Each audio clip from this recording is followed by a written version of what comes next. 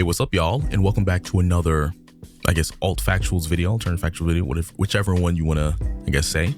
But I wanted to talk about the Captain America Brave New World Isaiah Bradley subplot situation and kind of obviously how it relates to real life, because I've done this video, not this specific video before, but I've done something related to Isaiah Bradley in the comics. But I want to tie this in because I did predict that, he would probably be in the future of the MCU at the time, even though he was a few years out. I had a sneaking suspicion, especially when we got Sam Wilson, Black Panther, which means they do have a history that's correlated together. But either way, I want to talk about Isaiah Bradley. Now, in Captain America Brave New World, we know Isaiah Bradley's character returns as like this interesting pivotal subplot that intertwines with Sam Wilson's journey as the new Captain America. Now, we know if you've seen the series with, Bucky and Sam, they kind of discuss how him being Captain America is different because, he doesn't have the Super-Soldier Serum or anything like that, but he's not white. And most people, unfortunately, even in the real world, are associating Captain America, the title of Captain America, with white skin, blue eyes, right? So we have Bradley, who represents this tragic legacy of unethical super soldier experiments. And we see in the movie, it seems like he's being manipulated into an attempted assassination of President Ross, right? Who he himself is a questionable character, especially in the comic books. He's not clean by any means. He's done shady stuff to achieve his goals, typical of any government, especially a military man, who is in himself high up, responsible for so many things behind the scenes. Now, obviously, we know this hints at mind control, external manipulation, and the leader being the person who is ultimately really responsible for this broader conspiracy in an effort to kind of bring down people's trust in Ross, the government, and just overall probably superheroes. And it's kind of an espionage thing because even though the leader probably won't really show his face maybe until like halfway through the second act, possibly. So that's what's going on. Now, what's going on as well is that he has a grandson, Elijah. We already know Elijah Bradley, the future of the young Avenger, the person who will probably eventually get his powers because of some sort of blood transfusion which happened in the comic books, which basically gave him his powers that was very similar to his grandfather's. But this is basically Sam struggling against a corrupt system. He's trying to do the right thing, and we know Captain America is against anything like that. I'm talking about the original Steve Rogers, basically. And even he was against corrupt systems. Even when S.H.I.E.L.D. was corrupted by Hydra, he said, we can't try and save what little is left of S.H.I.E.L.D. because it's so corrupt now. The whole thing has to go. So Sam is going through his own version of that, where he sees a system that's treated people who look like him a certain kind of way. And even when Isaiah Bradley fought for the country, they continued to do experiments on him even after he came back and successfully had beaten the Winter Soldier. He didn't kill him, but he did successfully beat him, which means they saw that like, oh, his serum is semi-stable. Let's kind of keep experimenting. Now, we know now it was Hydra, but Hydra was heavily involved not only with S.H.I.E.L.D., but different levels of the government. And even though S.H.I.E.L.D. collapsed, the government did not collapse. It's still very much the government. So Sam, by the way, is working for a system that basically treated someone like Isaiah as a tool. And then even when they were done experimenting on him, constantly pulling blood from him, constantly trying to make sure that they were able to duplicate the serum in his system, they didn't even give him like a badge of honor. They didn't even do any of that. They practically treated him like a criminal and just left him on the wayside, which is not a way to do things for someone who, directly helped the government, kind of become what it is in the Marvel Cinematic Universe in the present day.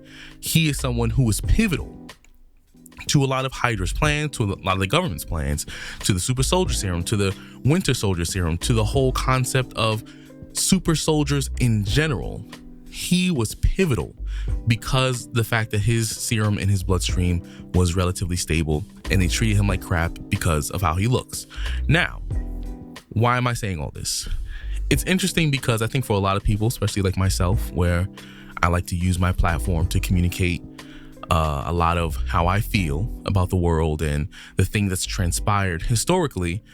Isaiah Bradley's story in Marvel Comics, as I've mentioned before, draws a clear parallel to the real life of the Tuskegee Syphilis Experiment, or the study, where this is a history or a chapter in U.S. history where African-American men were subjected to unethical medical experiments without any kind of consent, meaning they were subjected to this thing. People thought, and unfortunately this is something we're still dealing with today to some level, people thought black people were inhumane, and also we had just like these inhumane levels of tolerances, for some prejudicial reason that doesn't really exist. But because they felt like, oh no, they can deal with this, that was one of the biggest reasons why the experiments took place. And they lied to these people. They told them they were getting vaccines, and they weren't. They were getting sick. They were making these people sick, and some of these people are still alive today, and also some of these people's children are alive, and the government lied, tried to cover it up, and then eventually we as people, historically black people in America, we said that this is what was going on, and nobody believed us for decades. And then eventually, you know how the government goes. Eventually, after a certain amount of time, those files get, released to the public, because I think it was the Freedom of Information Act, something like that.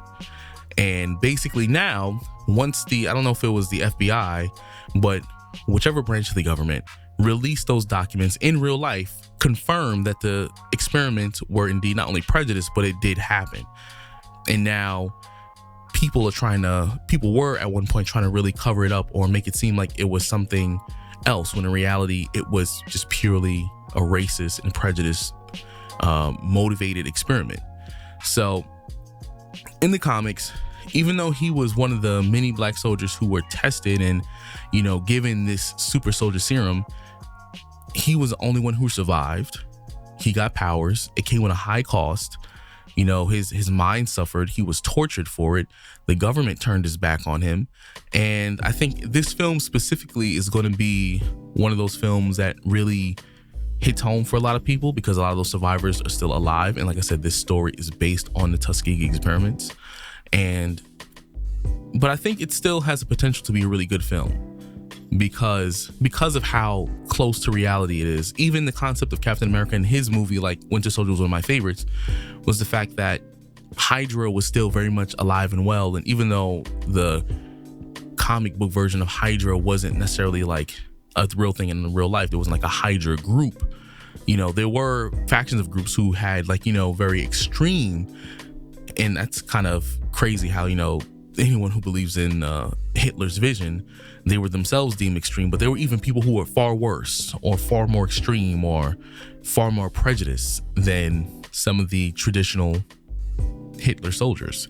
So it's interesting to see. I want to see basically how this film will turn out, and just what they'll do with Isaiah Bradley's character, someone who even at his age is still a huge threat in terms of what he's capable of, and how his story still is a story of how no matter what he does, no matter where he goes, no matter if he's doing things the way he's supposed to, people always seek to use him, a person of color, a black man, as a means to an end, always as someone's tool. Even when he's been uplifted in the museum at the end of the Falcon and Winter Soldier, even though he was recognized, I said that in quotes, by the government, it seems like no matter what, he's always someone people are willing to use to achieve their goals. And that is a story of what it's like, being black in real life, in the real world. These are stories that we've heard, not culturally, just in the present day, which due to this political climate, things are intense, but this is real life. This is things that's happened. My father, my grandfather, and his father, this is stuff that is real life. So this is going to be a very interesting movie. It draws from very real things, and I don't know what turn they're going to make with it. I don't know how the Red Hulk is necessarily involved outside of Ross himself, and it's probably going to be tied to a variation of the Super-Soldier Serum that just happens to maybe contain gamma radiation or something, which turns him into the Red Hulk, whatever. But ultimately, yeah, this is going to be a very interesting movie. I want to see how they're able to combine a lot of these things, and Isaiah Bradley and his grandson Elijah and Sam, and just the whole Super-Soldier Serum thing and the history behind it into a singular movie, so that way we can kind of see where this goes with these characters, or if it continues, or is this just, you know, this is the last stop for it. So we'll see. Just wanted to kind of rant a little bit, but keep in mind, I'll say, just let me know what y'all think about the video. Let me know what y'all think about the trailer. I'm just kind of ranting a little bit. Kind of like doing this more often, you know, just talking about things that are relevant, not always having a script, but kind of just, you know, seeing where people's minds are in regards to Isaiah Bradley and, you know, even just comic book characters in general. So I'll see y'all next time. I'll be in Sweden for a month. I'll probably post a video or two in the meantime, post some pictures, some stills. But I'll holler at y'all later. Peace out.